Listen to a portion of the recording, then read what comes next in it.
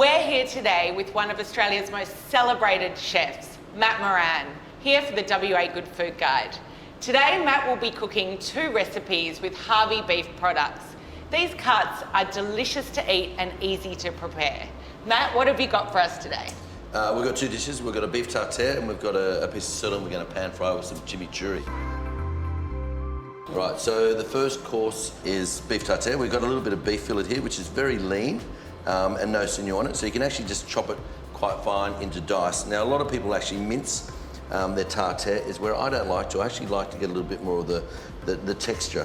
What's your secret to creating a restaurant at home steak tartare? We serve a lot of it. I've got a steakhouse in Sydney, and the reason why we have it on the menu is 1, because everyone loves it, but 2, it's also a way of getting all the trimmings, and it's really easy just to make it straight into tartare, so it's really cost effective too.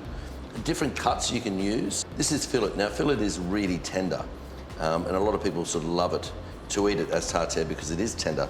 I personally would rather use a secondary cut, but just cut it really fine. Secondary cuts tend to be a little bit more tougher, but they tend to have a little bit more flavour. That's probably the size that I want. What's up next ingredient-wise, Chef?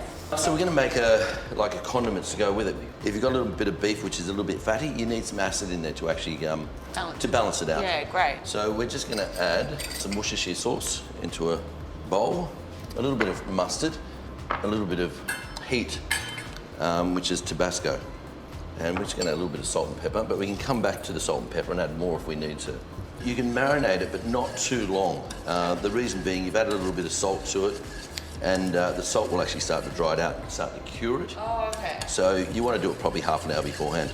Okay. Right, so I've just mixed that. I'm just going to add a little bit, mix it around. So what are your go-to herbs for this one? More sort of neutral herbs, more like a parsley. You don't want to use any harsh herbs like rosemary or oregano or coriander, which is a little bit foreign to it. I'm just going to add now some more condiments. There's some capers, which I've just chopped, a little bit of flat leaf parsley, and just some cornichons.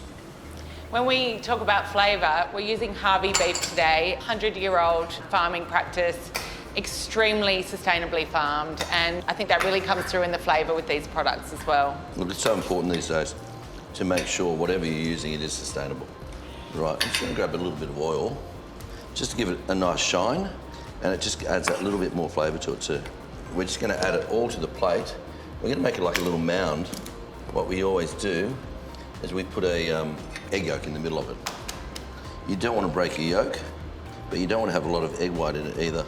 Just pop that in the middle. Beautiful. Toast on the side, and then there you have it. Spectacular.